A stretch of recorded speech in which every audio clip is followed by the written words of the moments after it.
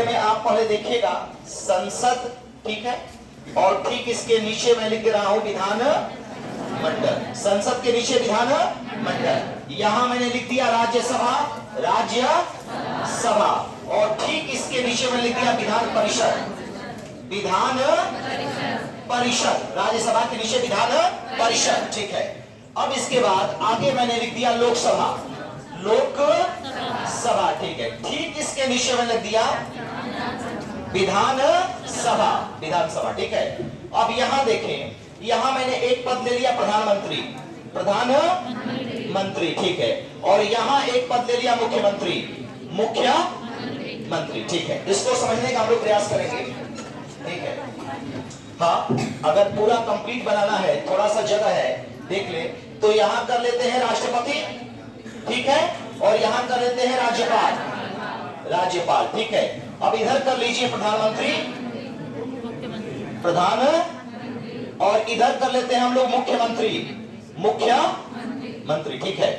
एक ही बार में पूरे संसद और विधानमंडल को हम लोग समझेंगे कि राज्यसभा क्या है, लोकसभा क्या है, विधानसभा क्या है, विधान परिषद क्या है, राष्ट्रपति क्या है, राज्यपाल क्या है, प्रधानमंत्री क्या है, मुख्यमंत्री क्या है, एक ही बार में हम लोग जानेंगे, ठीक है। और यहीं से क्लास को आगे बढ़ाएंगे, क्लियर। अच्छा, संसद किस आर्टिकल में है? 79, राज्यसभा 80, लोकसभा 81, राष्ट्रपति, प्रधानमंत्री 75, ये आर्टिकल क्लियर है। अब चलते हैं विधानमंडल 168, विधान परिषद 171, विधानसभा 170, और राज्यपाल 153, मुख्यमंत्री 164, मुख्यमंत्री 164, ये आर्टिकल हो गए, ठीक है। संसद किस आर्टिकल में है? राज्यसभा, लोकसभा, राष्ट्रपति, प्रधानमंत्री 75, ठीक है। विधानमंडल, विधान परिषद, विधानसभा, राज्यपाल, मुख्यमंत्री 164, ठीक है। संसद तीन चीजों से मिलकर बनती है, राज्यसभा, लोकसभा और राष्ट्रपति, ठीक है। तो देखो, जो गुण संसद का होगा वही विधानमंडल का हो जाएगा। राज्य में, केंद्र में संसद और राज्य में विधान, संसद में जो गुण राज्यसभा का होगा, राज्यों में विधान परिषद का होगा, जो लोकसभा का होगा वही विधान। एक दूसरे के नीचे लिखा गया है, देखिए, एक दूसरे के नीचे है, ये जैसा गुण है एक समान रहेगा, कोई अंतर नहीं रहेगा, और जहां अंतर रहेगा वहां हम आपको अंतर बता देंगे, ठीक है, क्लियर हो। तो तीन चीजों से मिलकर संसद बनती है, राज्यसभा, लोकसभा और राष्ट्रपति। राज्यों में विधानमंडल भी तीन चीजों से मिलकर बनती है, विधान परिषद, विधानसभा और राज्यपाल। लेकिन एक अंतर है, प्रत्येक राज्य में विधान परिषद नहीं है। भारत के 22 राज्य ऐसे हैं जहां केवल विधानसभा है, ठीक है। 6 राज्यों में ही विधान परिषद है। एक मिनट, उत्तर प्रदेश, बिहार, महाराष्ट्र, आंध्र प्रदेश, तेलंगाना, ठीक है, कर्नाटक, इतने ही राज्यों में विधान परिषद है। तो जहां विधान परिषद नहीं है वहां पर विधानमंडल केवल विधानसभा, विधानसभा और राज्यपाल से मिलकर बनती है। किससे किससे? और राज्यपाल से मिलकर के बनती है। क्लियर है बाबू? जिन राज्यों में विधान परिषद है वहां पर विधानमंडल जो है विधान परिषद, विधानसभा और राज्यपाल से मिलकर बनती है। जिन राज्यों में विधान परिषद नहीं है वहां पर विधानसभा और राज्यपाल से मिलकर बनती है। ठीक है, क्लियर है? अब आगे बढ़े हम लोग। ठीक, मैंने कहा कि जो गुण केंद्र के लिए, देश के लिए संसद का रहेगा वही राज्य के लिए विधान, केवल नाम और आर्टिकल बदलेंगे, गुण कोई नहीं बदलेगा। क्लियर है? तो देश की विधायिका क्या है? संसद। देश की व्यवस्थापिका क्या है? संसद। देश के लिए कानून कौन बनाती है? संसद। और कार्यपालिका के ऊपर नियंत्रण कौन रखती है? संसद या देश की विधायिका। देश की कार्यपालिका के ऊपर नियंत्रण कौन रखती है? संसद या देश की विधायिका। संसद को ही विधायिका कहते हैं, संसद को ही व्यवस्थापिका कहते हैं, और संसद में ही हमारी कार्यपालिका है। संसद में ही हमारी कार्यपालिका है। ठीक है, अब संसद के नीचे मैंने क्या लिख दिया? तो सेम गुण हो गया। ठीक है, राज्य की विधायिका, राज्य की व्यवस्थापिका, और राज्य के कार्यपालिका के ऊपर नियंत्रण कौन रखती है? विधानमंडल या राज्य की विधायिका, या राज्य की विधायिका। बात समझ में आ रही है? क्लियर है? आगे बढ़े हम लोग। ठीक है, अब देखो मैंने लिखा राज्यसभा, 80 नंबर अनुच्छेद में है राज्यसभा।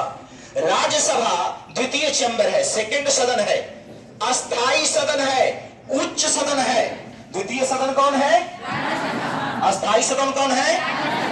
उच्च सदन कौन है?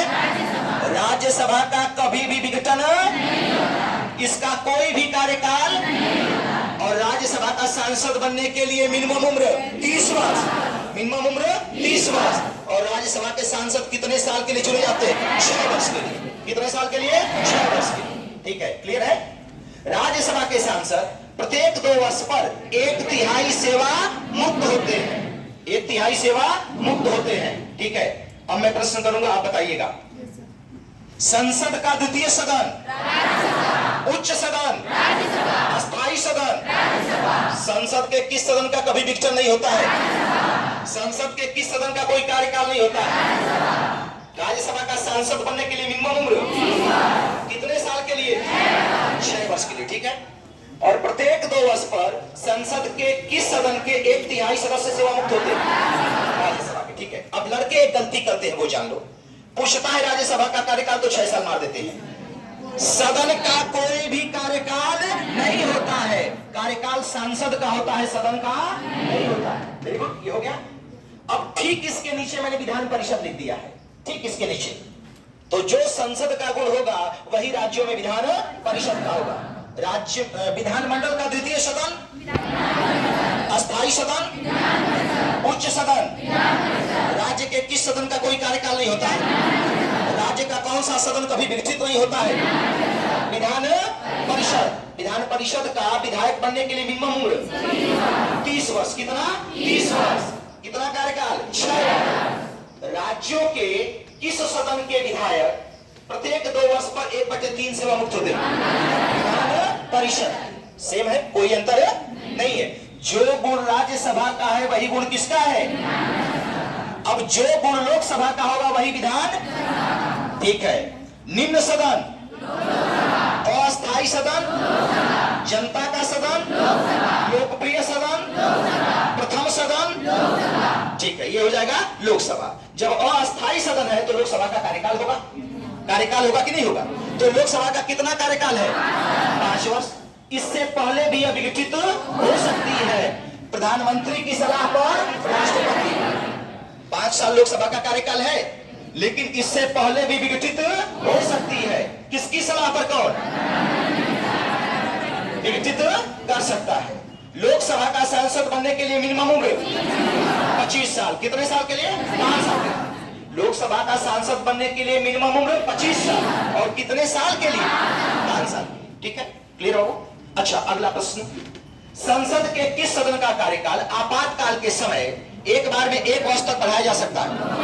लोकसभा का कार्यकाल। किसका? लोकसभा का कार्यकाल आपातकाल के समय एक बार में 1 वर्ष तक बढ़ाया जा सकता है, जैसे 5वीं लोकसभा के समय हुआ था, इंदिरा गांधी की सरकार। ठीक है, अब लोकसभा के नीचे मैंने क्या लिख दिया है? विधानसभा। ठीक है, राज्य विधानमंडल का प्रथम सदन, अस्थाई सदन, निम्न सदन, लोकप्रिय सदन, जनता का सदन, विधानसभा का विधायक बनने के लिए मिनिमम उम्र 25 वर्ष। कितने साल के लिए बनता है? ठीक है, अस्थाई सदन जब विधानसभा है तो इसका कार्यकाल कितना होगा? क्या इससे पहले विघटित हो सकती है? किसकी सलाह पर? कौन? मुख्यमंत्री की सलाह पर राज्यपाल। ठीक वही करना है बिल्कुल चार्ट के हिसाब से, मुख्यमंत्री के सलाह पर राज्यपाल। क्लियर हो? अच्छा, ये बताओ कि विधानमंडल के किस सदन का कार्यकाल आपातकाल के समय एक बार में 1 वर्ष बढ़ाया जा सकता है? किसका? विधानसभा का। ठीक है, क्लियर है? अब यहां तक जो सिमिलर हुआ है पूरा हम एक बार चलते हैं, इसके बाद आगे बढ़ते हैं। ठीक है, देश की कार्यपालिका किस में नीति होती है?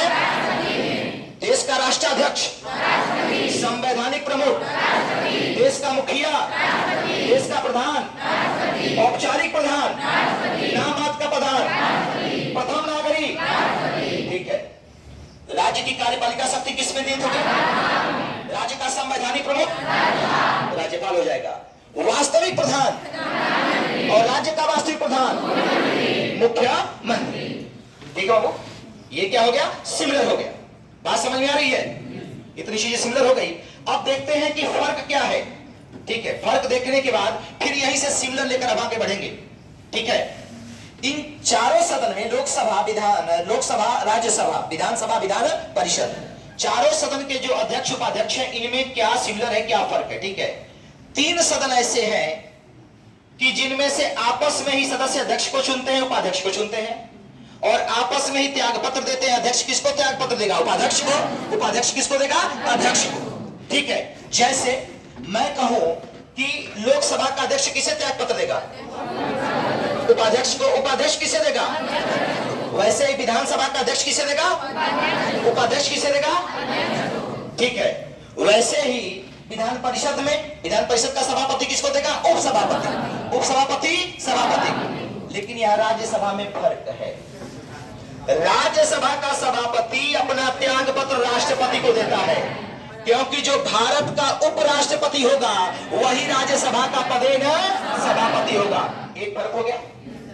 प्रत्येक सदन के अध्यक्ष उपाध्यक्ष को मेंबर आपस में ही चुनते हैं, लेकिन केवल राज्यसभा एक ऐसा सदन है जिसकी अध्यक्षता वो करता है जो उसका सदस्य नहीं है, जो उसका सदस्य नहीं है। कई बार यह सवाल पूछा गया है कि भारत में कौन सा ऐसा सदन है जिसकी अध्यक्षता वह व्यक्ति करता है जो उसका सदस्य नहीं है? राज्यसभा।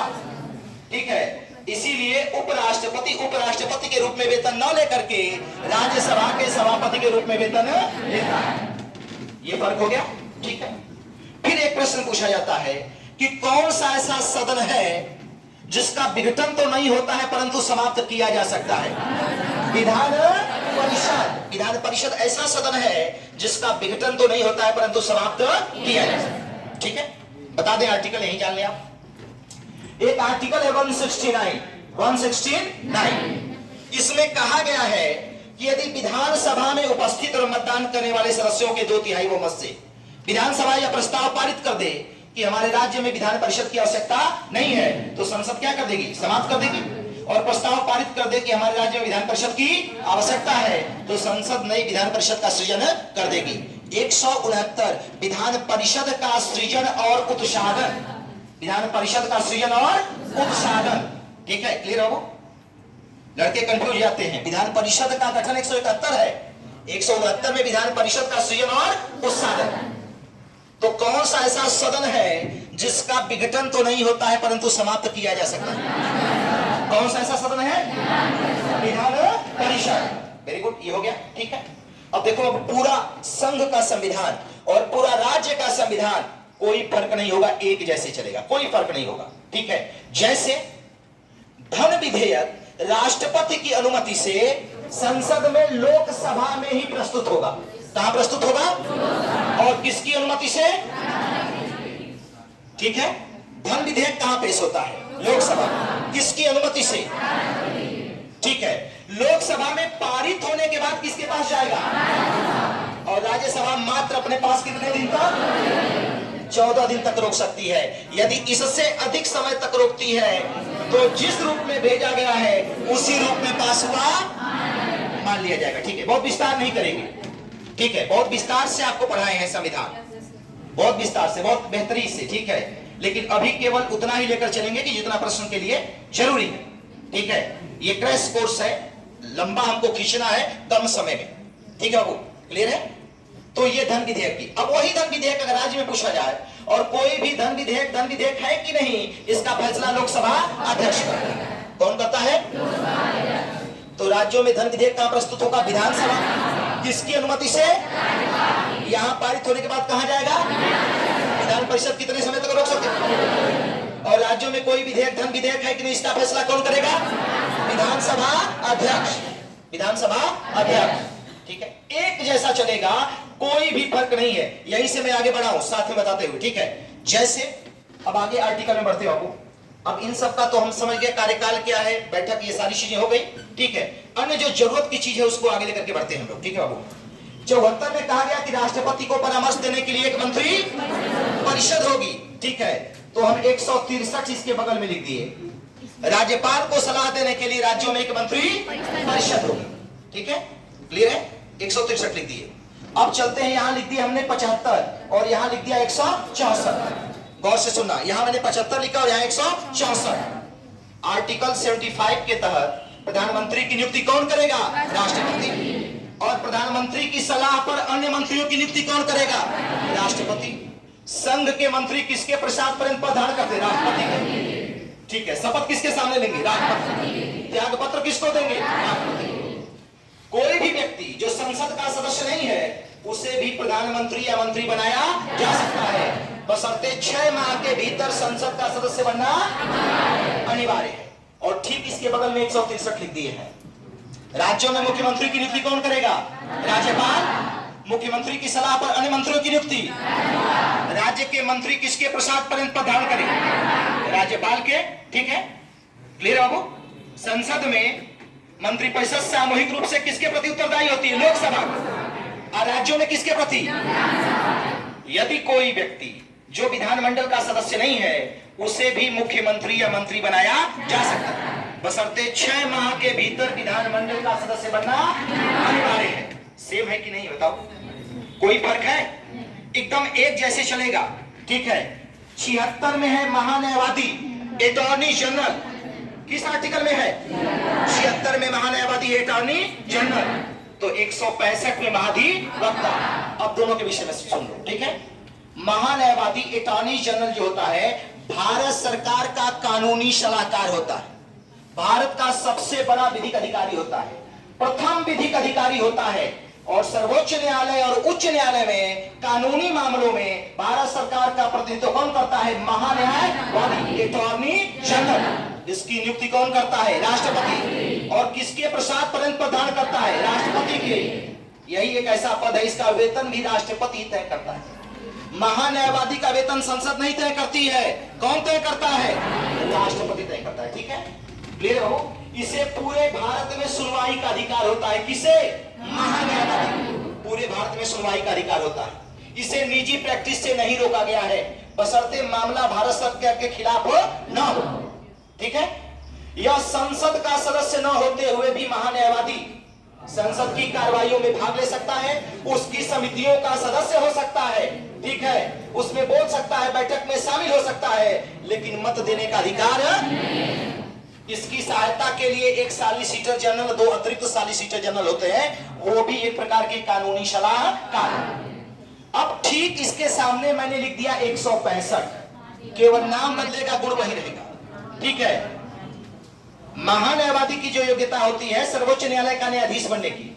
ठीक है, योग्यता क्या होती है? सर्वोच्च न्यायालय का न्यायाधीश बनने की। ठीक है, ठीक इसके बगल में 165 लिख दिए हैं महाधिवक्ता, एडवोकेट जनरल। एडवोकेट जनरल राज्य सरकार का कानूनी सलाहकार, महाधिवक्ता राज्य का प्रथम विधिक अधिकारी। महाधिवक्ता की नियुक्ति कौन करता है? राज्यपाल। किसके प्रसाद पर्यंत? राज्यपाल की। इसकी योग्यता क्या होगी? उच्च न्यायालय के न्यायाधीश बनने की। इसकी सर्वोच्च होती है और इसकी क्या हो जाएगी? उच्च न्यायालय का न्यायाधीश बनने की। क्लियर है? उच्च न्यायालय का न्यायाधीश बनने की बात समझ में आ रही बाबू? क्लियर? ठीक है, अब ये बताओ कि कौन सा ऐसा विधानमंडल में व्यक्ति है जो उसका सदस्य न होते हुए उसकी कार्रवाइयों में भाग ले सकता है? महाधिवक्ता, परंतु उससे मत देने का अधिकार नहीं। क्लियर है? दोनों साथ में हो गए। आगे बढ़े हम लोग। समझ में आ रहा है कि नहीं बात? एक साथ सिस्टम चल रहा है। संघ में भी 3 प्रकार के मंत्री होते हैं, तो राज्य में भी 3 प्रकार के मंत्री होंगे। मंत्रिपरिषद आकार में बड़ी होती है, इसमें कैबिनेट मंत्री, राज्य मंत्री, उप मंत्री सभी शामिल होते हैं। और कैबिनेट मंत्रालय में केवल और केवल कैबिनेट मंत्री शामिल होते हैं। दोनों जगह कंडीशन एक ही रहेगी। ठीक है, दोनों जगह कंडीशन एक रहेगी। क्लियर हो? प्रधानमंत्रियों के विषय में सारी विशेषता आपको बताई गई है, टोटल आपको याद होना चाहिए। ठीक है, कौन कौन से प्रधानमंत्री एक बार से अधिक प्रधानमंत्री रहे हैं? जवाहरलाल नेहरू, श्रीमती इंदिरा गांधी, अटल बिहारी वाजपेयी, मनमोहन सिंह, नरेंद्र मोदी। और ये भी आपको पढ़ाए हैं कि कौन कौन से ऐसे प्रधानमंत्री हैं जो मुख्यमंत्री भी रहे हैं। ठीक है, अच्छा सुनो 1 मिनट। यूपी के 2 मुख्यमंत्री जो भारत के प्रधानमंत्री बने हैं, चौधरी और बीपी विश्वनाथ प्रताप सिंह। सबसे कम समय तक प्रधानमंत्री अटल बिहारी। कौन से प्रधानमंत्री हैं जो संसद के मुंह नहीं देखे? चौधरी चरण सिंह। चौधरी चरण सिंह। ठीक है, कौन सा ऐसा पहला प्रधानमंत्री है जो विश्वास मत हासिल करने से पहले ही त्याग पत्र दे दिया, चौधरी चरण सिंह। और दूसरे अटल बिहारी वाजपेयी। और कौन से ऐसे प्रधानमंत्री हैं जो विश्वास मत हासिल न होने के कारण त्याग पत्र देना पड़ा? बीपी सिंह और एचडी देव गौड़ा। बीपी सिंह और एचडी देव गौड़ा। प्रधानमंत्री रहते हुए किन किन की मृत्यु हुई है? जवाहरलाल नेहरू, श्रीमती इंदिरा गांधी, लाल बहादुर शास्त्री। तीन प्रधानमंत्री। लाल बहादुर शास्त्री की मृत्यु कहां पर हुई थी? ताशकंद, 11 जनवरी 1966 को ताशकंद में। ठीक है, क्लियर है सारा? ये सब तो कई बार किया गया है क्लास में, आपको रेडी होना चाहिए। क्लियर है? वो पहले उप प्रधानमंत्री कौन बने थे? और उप प्रधानमंत्री का पद संवैधानिक नहीं है, राजनीतिक है। ठीक है, एक चैप्टर आपको पढ़ाए हैं संवैधानिक और गैर संवैधानिक। क्लियर है? और एक चैप्टर आपको पढ़ाए हैं संघात्मक क्या है और एकात्मक क्या है संविधान की विशेषता में।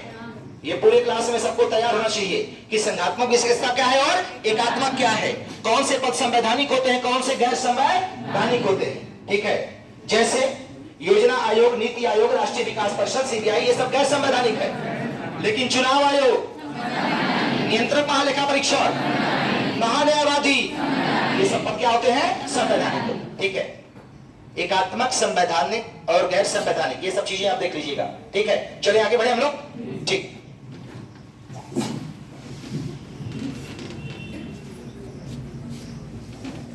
अगला चैप्टर हम लोग लेते हैं स्थानीय स्वशासन। कौन सा चैप्टर? स्थानीय स्वशासन। बहुत महत्वपूर्ण चैप्टर है स्थानीय स्वशासन। अगला चैप्टर लेते हैं स्थानीय स्वशासन। ठीक है, क्लियर बाबू? स्थानीय स्वशासन का मतलब होता है कि स्थानीय स्तर पर शासन करने की व्यवस्था। स्थानीय स्तर पर शासन करने की व्यवस्था। प्राचीन काल में चोल साम्राज्य था, चोल साम्राज्य था, जिसकी सबसे बड़ी विशेषता यही थी, स्थानीय स्वशासन। और आधुनिक समय में लॉर्ड रिपन ने 1882 में एक प्रस्ताव पारित किया। ठीक है, एक प्रस्ताव पारित किया, इसलिए लॉर्ड रिपन को स्थानीय स्वशासन का जनक कहा जाता है। ठीक है, ले रहा हूं। 1907 में विकेंद्रीकरण के लिए एक शाही आयोग बना था, एच.ई. हाउस की अध्यक्षता में। 1919 में स्थानीय स्वशासन को हस्तांतरण के विषय में शामिल किया गया और 1935 के अधिनियम के द्वारा स्थानीय स्वशासन को प्रांतों का विषय बना दिया गया।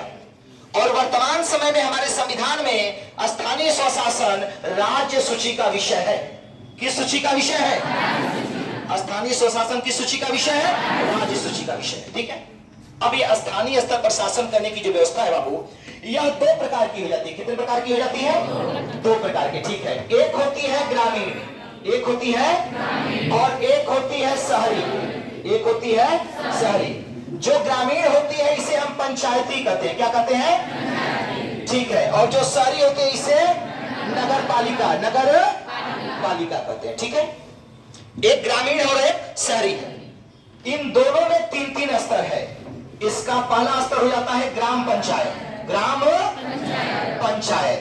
दूसरा स्तर हो जाता है क्षेत्र पंचायत, क्षेत्र पंचायत, क्षेत्र पंचायत। और तीसरा हो जाता है जिला पंचायत, जिला पंचायत, जिला पंचायत। क्षेत्र पंचायत को ही खंड और ब्लॉक कहते हैं, क्षेत्र को ही खंड कहते हैं और ब्लॉक कहते हैं, क्षेत्र को ही खंड और ब्लॉक कहते हैं।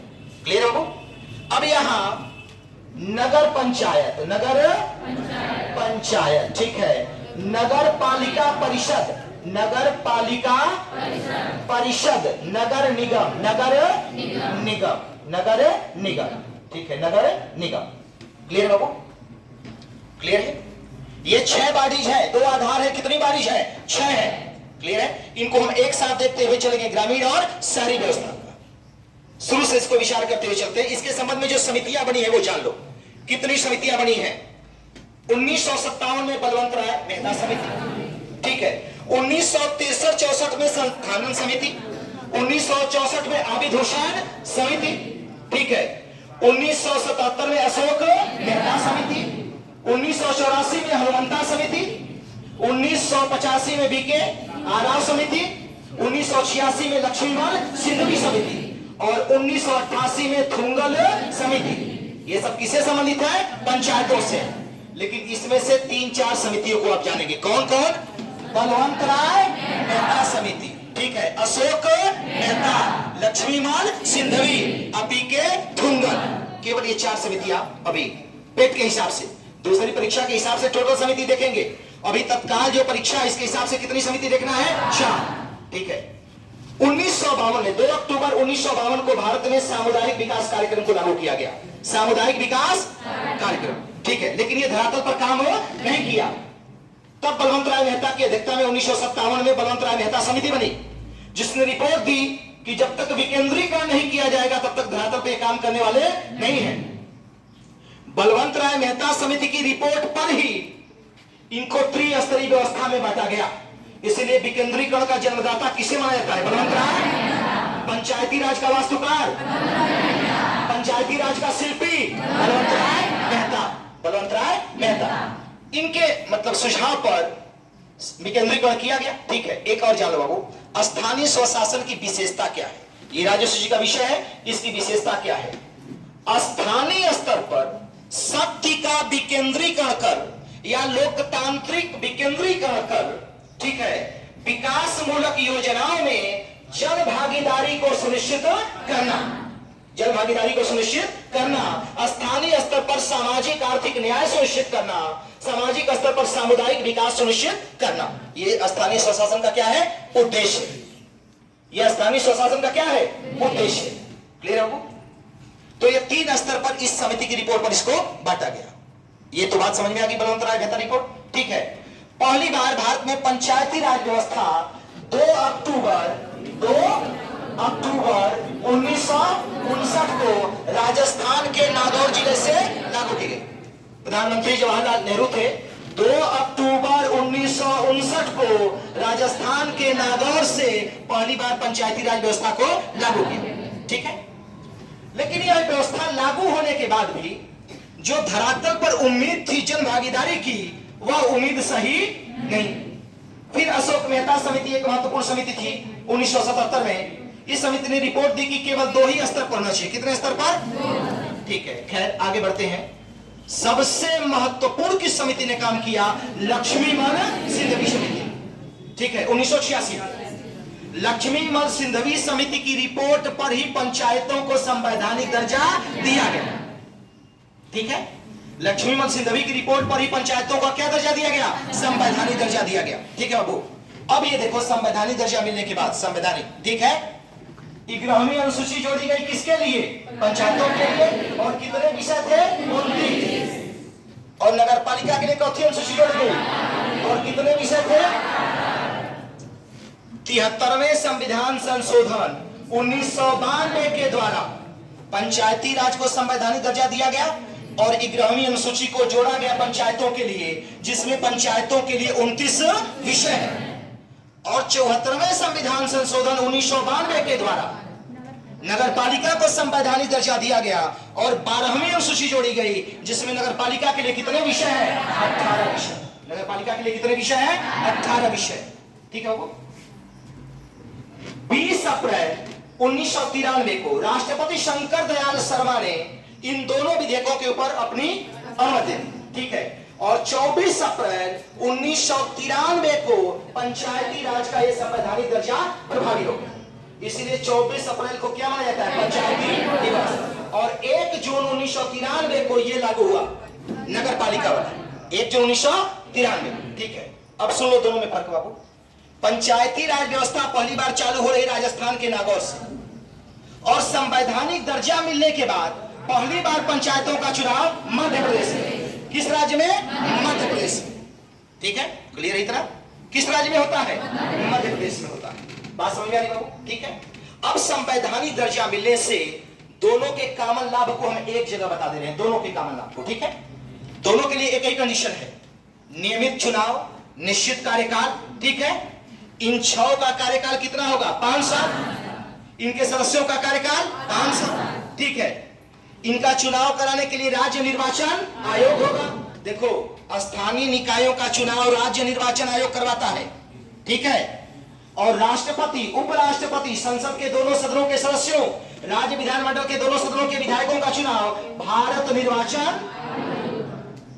और पंचायत, क्षेत्र पंचायत, जिला पंचायत, नगर पंचायत, नगर पालिका परिषद, नगर निगम, इनका चुनाव जो होता है राज्य निर्वाचन आयोग, वह भी एक संवैधानिक निकाय है जिसकी नियुक्ति राज्यपाल करता है। कौन करता है?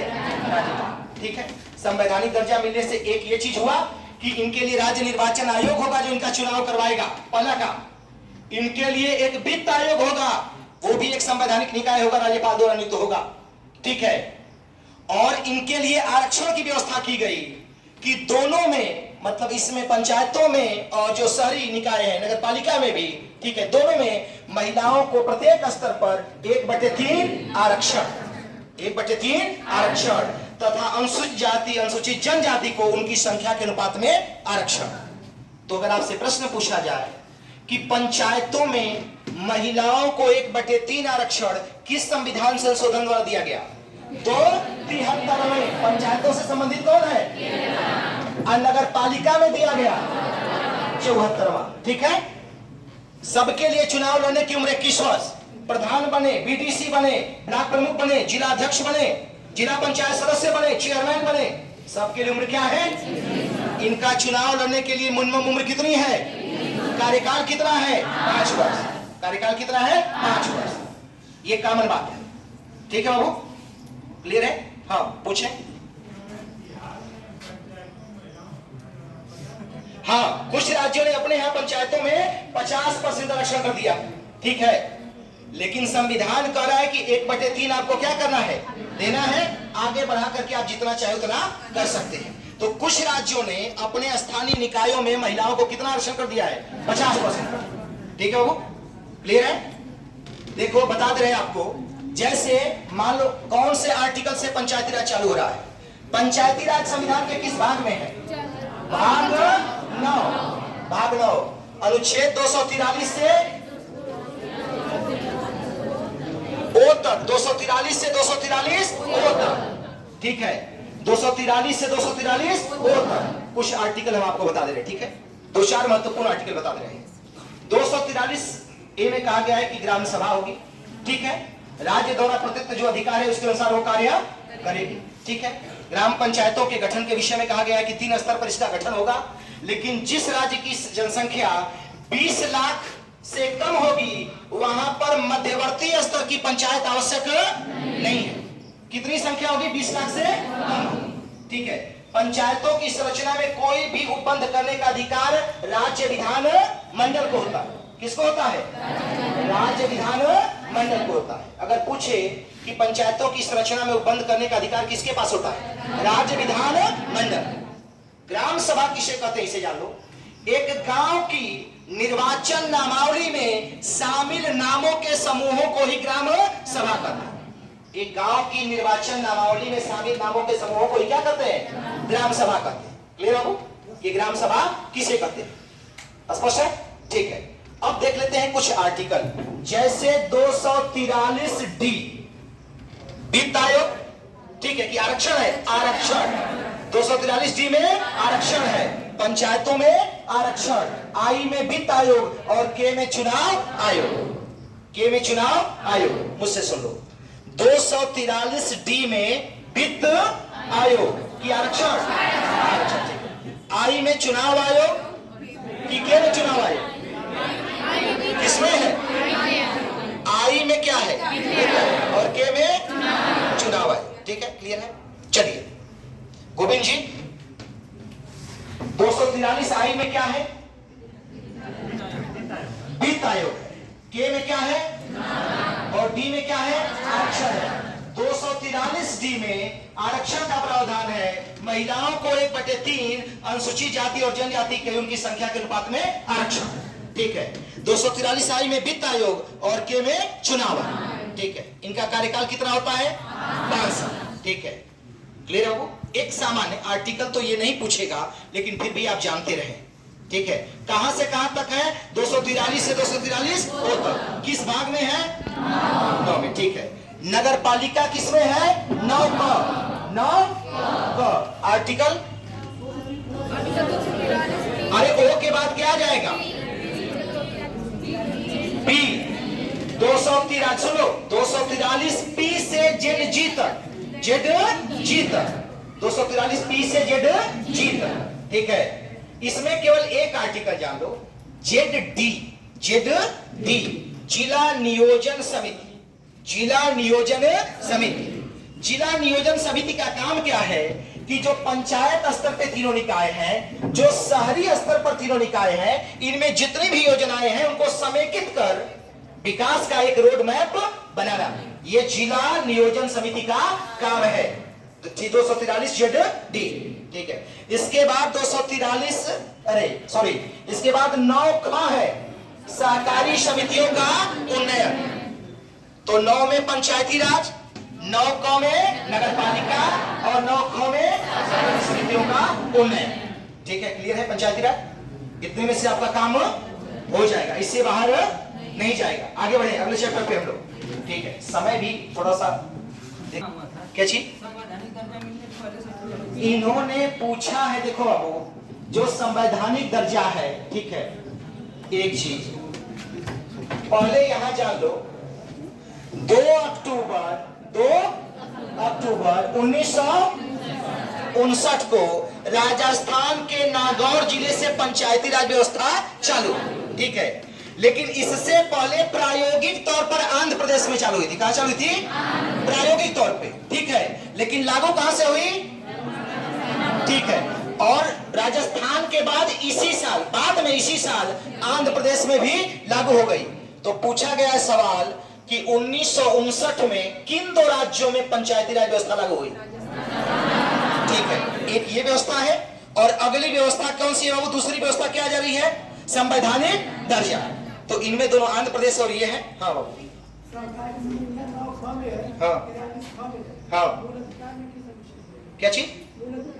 अच्छा, इन्होंने पूछा है कि सहकारी समिति मूल अधिकार के किस अनुच्छेद में है, ठीक है। आप खड़े हो जाए अपनी जगह पे, ठीक। एक सवाल इन्होंने पूछा है कि सहकारी समिति मूल अधिकार के किस अनुच्छेद में है। आप 19 पढ़े हैं कि नहीं बाबू? 19 पढ़े हैं, ठीक है। इसमें संगठन और संघ बनाने की छूट है ना? ठीक है, क्लियर है, समझ रहे हैं ना? निरायुध सम्मेलन एक, और दूसरे में क्या है? संगठन या संघ बनाने की। 19 1 क ख ग घ से चलेगा। क में वाक और व्यक्ति की स्वतंत्रता, ख में निरायुध सम्मेलन की स्वतंत्रता, और आगे संगम या संघ बना। तो सहकारी समिति किस में आ जाएगा? 19 सी, ए बी सी, ठीक है। और बता दें, सुन लीजिए, बैठ जाए और बता दें आपसे, अगर आपने पूछा है। और देखो, जिस परीक्षा के लिए हम पढ़ रहे हैं उस स्तर का जानने से मतलब होता है, जिस पेपर के लिए हम पढ़े, ठीक है। अगर आपने पूछा है तो और आपको बता दें, इसी आर्टिकल के विषय में जितने आप विद्यालय स्थापित करते हैं ना, प्राइवेट संस्थान, स्कूल विद्यालय, ठीक है, वो किसके तहत स्थापित होते हैं? 19/1/6, ठीक है। कहा जाता है कि ओवरडोज ना हो, ठीक है। जिस परीक्षा के लिए पढ़ रहे हैं उसके ट्रैक पे हम चलते हुए चले, ठीक है, क्लियर है। आप जानने के लिए हमसे कुछ भी पूछ सकते हैं, मैं तो बार बार ये कहता हूं, लेकिन जो पेट का पेपर है उसकी ये क्या है? सीमा है। उसमें हमको क्रिस्टलाइज करना है प्रश्नों को, बहुत विस्तार में भागेंगे तो पेट के पेपर को नहीं कर पाएंगे, ठीक है। तो सहकारी समिति हो जाएगी, समझ गए आप? चलिए, हाँ, तो जिसमें संगम या संघ बनाने का सिस्टम है, ठीक है। सहकारी समिति का मतलब क्या है आपको बता दो बाबू, ठीक है। जब कुछ लोग संयुक्त होकर अपने सामाजिक आर्थिक हित के लिए एक जगह संगठित होकर कोई कार्य करते हैं तो उसी को एक प्रकार से क्या कहते हैं? सहकारी सिस्टम, ठीक है। जो आने लायक चीज है वहां से हम लोग देखते हुए चलते हैं। अगला चैप्टर है न्यायपालिका, बहुत महत्वपूर्ण, स्थानीय शासन और न्यायपालिका, ठीक है। न्यायपालिका के विषय में देख लेते हैं आपको। हमारे यहाँ न्यायपालिका का सोपानिक विधान है, ठीक है। सबसे ऊपर सर्वोच्च न्यायालय है, उसके बाद उच्च न्यायालय है, उसके बाद जिला न्यायालय, ठीक है, क्लियर है। दोनों को हम लोग देख लेते हैं। पहले हम लोग लेकर चलते हैं सर्वोच्च न्यायालय के विषय में, ठीक है। इसके विषय में थोड़ा सा हम लोग जान लेते हैं। 1773 के रेगुलेटरी एक्ट के द्वारा 1774 में कलकत्ता में पहली बार सर्वोच्च न्यायालय की स्थापना की गई और एलिजा इम्पे इसके प्रथम मुख्य न्यायाधीश बने। 1935 के अधिनियम के द्वारा 1 अक्टूबर 1937 को दिल्ली में संघीय न्यायालय फेडरल कोर्ट की स्थापना की गई, जिसके प्रथम मुख्य न्यायाधीश मॉरिस गिबेर थे। मॉरिस गिबेर थे, ठीक है। और जनवरी 1950 में सर्वोच्च न्यायालय का उद्घाटन किया गया, जिसके प्रथम मुख्य न्यायाधीश हीरालाल जे कानिया, हीरालाल जे कानिया, ठीक है। जब इसका गठन किया गया तो 7 न्यायाधीश और 1 मुख्य न्यायाधीश थे। वर्तमान समय में सर्वोच्च न्यायालय में कितने न्यायाधीश हैं? खड़े हो जाए आप जिग्नेश, खड़े अपनी जगह पे। सर्वोच्च न्यायालय में मुख्य न्यायाधीश को लेकर कितने न्यायाधीश हैं? 34। कितने हैं? 34 हैं, ठीक है। 43 और 1 मुख्य न्यायाधीश, ठीक है। बढ़ गए हैं, कितने हो गए हैं? 34 हो गए हैं। क्लियर है? समझ में आ रही बात आपको? ठीक है। अब सुनो, यहां पे सर्वोच्च न्यायालय के न्यायाधीशों की नियुक्ति कौन करेगा? राष्ट्रपति। शपथ किसके सामने लेंगे? राष्ट्रपति के सामने। त्याग पत्र किसको देंगे? राष्ट्रपति को, ठीक है। इनका कार्यकाल कितना होता है? 65 वर्ष, ठीक है। सर्वोच्च न्यायालय के न्यायाधीशों को नियुक्त कौन करेगा? राष्ट्रपति। शपथ किसके सामने लेंगे? त्याग पत्र किसको देंगे? राष्ट्रपति को। और इनका कार्यकाल कितना होता है? 65 वर्ष। दूसरा नहीं जुटेगा, 65 वर्ष बस। नियंत्रक वहां लेखा परीक्षक नहीं है, ये सर्वोच्च न्यायालय के न्यायाधीश है, ठीक है।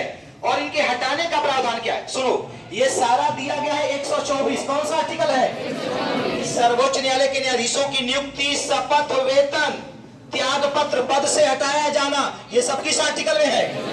124 में है। साबित कदाचार और असमर्थता के आधार पर, साबित कदाचार और असमर्थता के आधार पर संसद के दोनों सदनों द्वारा अलग अलग विशेष बहुमत से पारित प्रस्ताव के बाद राष्ट्रपति के द्वारा, मतलब सीधे राष्ट्रपति नहीं हटा सकता है। जब तक संसद इसके लिए प्रस्ताव संकल्प नहीं पारित करेगी तब तक राष्ट्रपति नहीं हटा सकता है, ठीक है। समझ लो, एक प्रकार के महाभियोग की प्रक्रिया, एक प्रकार के महाभियोग की प्रक्रिया हम कह सकते हैं, ठीक है बाबू। तो सर्वोच्च न्यायालय के न्यायाधीश को सीधे राष्ट्रपति नहीं हटा सकता है, संसद के संकल्प के बाद राष्ट्रपति हटाएगा। तो कौन नियुक्त करता है? शपथ कौन दिलाता है? त्याग पत्र किसको देंगे? राष्ट्रपति को। अब योग्यता, इसी में योग्यता भी है। योग्यता पहली, भारत के नागरिक हो। सर्वोच्च न्यायालय के न्यायाधीश की योग्यता क्या है? भारत के नागरिक हो। एक या एक से अधिक उच्च न्यायालयों में 5 वर्ष तक न्यायाधीश रहे हो। एक या एक से अधिक उच्च न्यायालयों में 5 वर्ष तक न्यायाधीश रहे हो, ठीक है। ले रहे बाबू। एक या एक से अधिक उच्च न्यायालयों में 10 वर्ष तक अधिवक्ता रहे हो। और चौथी योग्यता, राष्ट्रपति की राय में कुशल विधिवेत्ता हो। राष्ट्रपति की राय में कुशल विधिवेत्ता हो, ठीक है। सर्वोच्च न्यायालय के न्यायाधीश की योग्यता मैं फिर बोल रहा हूं, भारत का एक या एक से अधिक उच्च न्यायालय में 5 वर्ष तक न्यायाधीश रहा, एक या एक से अधिक उच्च न्यायालय में लगातार 10 वर्ष तक अधिवक्ता रहा, या राष्ट्रपति की राय में कुशल विधिवेत्ता हो। ये उसकी क्या हो गई? योग्यता, ठीक है। सर्वोच्च न्यायालय एक अभिलेख न्यायालय होता है 129, ठीक है। आर्टिकल ज्यादा चलेंगे तो आपको हो सकता है कि तैयार ना हो पाए, मुख्य बात बता दे रहे हैं, ठीक है। अभिलेख न्यायालय का मतलब जानते हो क्या होता है? कि जो भी सर्वोच्च न्यायालय के निर्णय होंगे वो साक्ष्य के रूप में प्रयोग हो सकते हैं, ठीक है। और उसे अपनी अवमानना के लिए दंड देने का अधिकार होता है, उसे अपनी अवमानना के लिए दंड देने का अधिकार होता है, ठीक है। क्लियर बाबू? प्रारंभिक क्षेत्राधिकार 131, प्रारंभिक क्षेत्राधिकार, ठीक है। कैसा प्रारंभिक क्षेत्राधिकार का मतलब यह होता है बाबू कि ऐसे मामले जो सीधे सर्वोच्च न्यायालय में चालू किए जाए उनको हम प्रारंभिक क्षेत्राधिकार के भीतर लेते हैं। जैसे भारत सरकार और किसी राज्य के भीतर विवाद हो जाता, भारत सरकार एक तरफ हो, ठीक है, और कुछ राज्य एक तरफ हो, या कुछ राज्य और भारत सरकार एक तरफ हो और कुछ राज्य दूसरी तरफ हो, ठीक है, या 2 राज्यों के बीच विवाद हो जाए किसी संवैधानिक मामले में, तो ये मैटर कहां उठाए जाते हैं? सर्वोच्च न्यायालय। और एक मूल अधिकार है बाबू, क्या है? मूल अधिकार। इसमें सर्वोच्च न्यायालय और उच्च न्यायालय दोनों को प्रारंभिक क्षेत्राधिकार मिला हुआ है, ठीक है। अनुच्छेद 32 के तहत सर्वोच्च न्यायालय में आप जा सकते हैं और 226 के तहत हाई कोर्ट जा सकते हैं, 226 के तहत हाई कोर्ट जा सकते हैं, ठीक है। ले रहा हूं, ज्यादा आर्टिकल चर्चा नहीं करेंगे, तो एक और चर्चा कर लेते हैं, ठीक है। 136 में अपील के लिए विशेष इजाजत, ठीक है। और 143 में है राष्ट्रपति सर्वोच्च न्यायालय से परामर्श प्राप्त कर सकता है। कुछ केवल इंपॉर्टेंट आर्टिकल, ठीक है। सर्वोच्च न्यायालय की अधिकारिता में वृद्धि करने का अधिकार संसद को है। किसको है वो? संसद को है, ठीक है। संवैधानिक मामलों पर सुनवाई के लिए कम से कम 5 जजों की खंडपीठ बनती है। कितने जजों की? और सबसे बड़ी अब तक की खंडपीठ केशवानंद भारती बनाम केरल राज्य 1973 में 13 जजों की खंडपीठ बनी थी, ठीक है। PIL पब्लिक इंटरेस्ट लिटिगेशन, जनहित याचिका सुप्रीम कोर्ट, हाई कोर्ट किसी में दायर की जा सकती है। जनहित याचिका, इसके जन्मदाता कौन है? PN भगवती। PN भगवती जनहित याचिका के भारत में जन्मदाता PN भगवती है, ठीक है। वो जनहित याचिका का जन्म कहां हुआ था? अमेरिका में। लेकिन भारत में जनहित याचिका किसने चालू किया? PN भगवती। PN भगवती। अरे कृष्ण अय्यर थे और PN भगवती, लेकिन मुख्य नाम PN भगवती का है। जनहित याचिका का संबंध बाबू न्यायिक सक्रियता से है, न्यायिक पहल से है, ठीक है। जनहित याचिका इतना जान लो। एक चीज और जान लो, लोक अदालत की भी स्थापना, लोक अदालत की 1985 में PN भगवती, ठीक है। और मोबाइल कोर्ट, मोबाइल अदालत, मोबाइल अदालत किसका मानस पुत्र माना जाता है? मौलाना अबुल कलाम, अरे sorry APJ Abdul Kalam. Mobile court जो है किसका मानस पुत्र माना गया है? APJ अब्दुल कलाम, ठीक है। और मोबाइल कोर्ट की स्थापना 2007 में बालकृष्ण सर्वोच्च न्यायालय के मुख्य न्यायाधीश थे, उन्होंने की, ठीक है। तो मोबाइल कोर्ट किसकी देन है? APJ अब्दुल कलाम, ठीक है। लोकहितवाद, जनहित याचिका PN भगवती, PN भगवती। थोड़े थोड़े प्रश्न, ठीक है। अच्छा, सर्वोच्च न्यायालय में पहली महिला न्यायाधीश कौन? फातिमा बीबी। वकील से सीधे जो न्यायाधीश बनी महिला, इंदु मल्होत्रा, इंदु मल्होत्रा, ठीक है। और सर्वोच्च न्यायालय में किस न्यायाधीश के विरुद्ध पहली बार हटाने का प्रस्ताव लाया गया था? रामास्वामी, रामास्वामी, P रामास्वामी, ठीक है। ये कुछ प्रश्न है जो आप देख करके रखेंगे, ठीक है। वो अब उच्च न्यायालय आ जाते हैं। उच्च न्यायालय है 124 है और वो 214 में कहा गया कि प्रत्येक राज्य में एक उच्च न्यायालय होगा, ठीक है। और 2 राज्य या 2 से अधिक राज्यों के लिए भी एक उच्च न्यायालय हो सकता है। 215 में कहा गया कि उच्च न्यायालय एक अभिलेख न्यायालय होगा, ठीक है। उच्च न्यायालय का गठन 216, एक मुख्य न्यायाधीश और अन्य न्यायाधीशों से। 217 में उच्च न्यायालय के न्यायाधीशों की नियुक्ति कौन करेगा? राष्ट्रपति। अब थोड़ा सा फर्क समझना, उच्च न्यायालय के न्यायाधीशों की नियुक्ति कौन करता है? राष्ट्रपति। लेकिन शपथ कौन दिलाता है? कौन? राज्यपाल। शपथ कौन दिलाएगा? नियुक्त कौन करता है? त्याग पत्र किसको देंगे? राष्ट्रपति को। आज सर्वोच्च न्यायालय के न्यायाधीश को भी वैसे ही हटाया जाएगा जैसे उच्च न्यायालय के न्यायाधीश, मतलब दोनों न्यायालयों को, सर्वोच्च न्यायालय के न्यायाधीश और उच्च न्यायालय के न्यायाधीश को एक ही तरीके से हटाया है। हटाने की रीति एक ही, अलग अलग नहीं है। अब थोड़ा सा फर्क समझ लेना, 1 मिनट साइलेंट होगा, ठीक है। सर्वोच्च न्यायालय के न्यायाधीश को नियुक्त राष्ट्रपति करेगा, शपथ भी दिलाएगा, त्याग पत्र भी देंगे, सब एक जैसा है। उच्च न्यायालय के न्यायाधीश की नियुक्ति राष्ट्रपति करेगा, लेकिन शपथ कौन दिलाएगा? राज्यपाल। और त्याग पत्र फिर किसको देगा? राष्ट्रपति। और दोनों को हटाने की प्रक्रिया एक है। दोनों को हटाने की प्रक्रिया क्या है? एक है। दूसरा फर्क जान लो बाबू, उच्च न्यायालय के न्यायाधीश को वेतन राज्य की संचित निधि से दिया जाता है, लेकिन पेंशन भारत की संचित निधि से दिया जाता है। पेंशन कहां से दिया जाता है? भारत की संचित निधि से, ठीक है। उच्च न्यायालय में नियुक्त होने वाली पहली महिला जज, ठीक है, कौन? अरे चंडी, अन्ना चंडी। मुख्य न्यायाधीश लीला से पहली जज नियुक्त होने वाली अन्ना चंडी, पहली मुख्य न्यायाधीश लीला से, ठीक है। वर्तमान समय कितने उच्च न्यायालय है? 25। कितने हैं? 25। और लेटेस्ट कौन सा बना है? आंध्र प्रदेश, 2019 में आंध्र प्रदेश।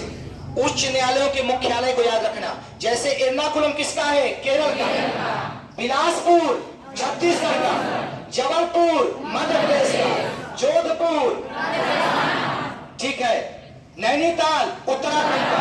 जिनका मुख्यालय हट के है उससे याद रखना, ठीक है। और सबसे अधिक खंडपीठ किसकी है? ये बात याद रखना। कौन सा उच्च न्यायालय कितने राज्यों में विस्तारित है? तो अगल बगल वाले ही राज्य रहेंगे, इतना ख्याल रखना। जैसे कलकत्ता है तो कलकत्ता में अंडमान निकोबार द्वीप समूह उसके बगल वाला ही रहेगा, ये याद रखना, जान लेना, ठीक है। इस हिसाब से करोगे तो उसकी अधिकारिता को पकड़ लोगे कि वो कहां पे होना चाहिए, ठीक है। 233 में जिला न्यायालय है, 233 में जिला न्यायालय है। जिला न्यायाधीश की नियुक्ति कौन करता है? राज्यपाल करता है। कौन करता है? राज्यपाल। और उच्च न्यायालय से परामर्श करके, जिले का सबसे बड़ा न्यायिक अधिकारी जिलाधीश होता है, जिलाधीश होता है, ठीक है। जब यह दीवानी मामले को देखता है तो जिला न्यायाधीश करते हैं, और जब अपराधी मामले को देखता है तो सत्र न्यायाधीश करते हैं। दो नाम हो जाता है, जिला न्यायाधीश और सत्र न्यायाधीश, ठीक है, क्लियर हो? तो इसकी नियुक्ति कौन करेगा? राज्यपाल करेगा, ठीक है। किसके परामर्श से करता है? उच्च न्यायालय के परामर्श से करता है, ठीक है। अब जरा दो की योग्यता में फर्क देख लें, उच्च न्यायालय और सर्वोच्च न्यायालय के न्यायाधीशों की योग्यता में फर्क है। अभी मैंने कहा कि सर्वोच्च न्यायालय का न्यायाधीश बनने के लिए भारत का नागरिक हो, एक या एक से अधिक उच्च न्यायालय में 5 वर्ष तक न्यायाधीश रहा हो, किसी या एक से अधिक उच्च न्यायालय में 10 वर्ष तक अधिवक्ता रहा हो, और राष्ट्रपति की राय में कुशल विधि वेत्ता। उच्च न्यायालय के लिए क्या योग्यता है? भारत का नागरिक, ठीक है। भारत राज्य क्षेत्र में किसी भी न्यायालय में 10 वर्ष तक न्यायाधीश रहा हो, ठीक है। एक या एक से अधिक उच्च न्यायालय में 10 वर्ष तक अधिवक्ता रहा हो, यह योग्यता किसकी है? उच्च न्यायालय के न्यायाधीश की, ठीक है। उसमें उच्च न्यायालय का 5 वर्ष तक न्यायाधीश रहा हो, और इसमें कह रहा है कि भारत राज्य क्षेत्र के भीतर किसी भी न्यायालय में 10 वर्ष तक न्यायाधीश रहा, इसमें 10 वर्ष हो जाएगा। यही क्या है? फर्क है, ठीक है बाबू, समझ रहे हैं? और जिला न्यायाधीश के लिए 7 वर्ष तक अधिवक्ता रहा हो, कितने वर्ष तक? 7, ठीक। तो ये आपका क्या हो गया? न्यायपालिका, ठीक है। आपातकाल, राष्ट्रीय आपात 352, राष्ट्रपति शासन 356, वित्तीय आपात 360, ठीक है, 360। अब चूंकि टाइम ओवर हमारा हो गया।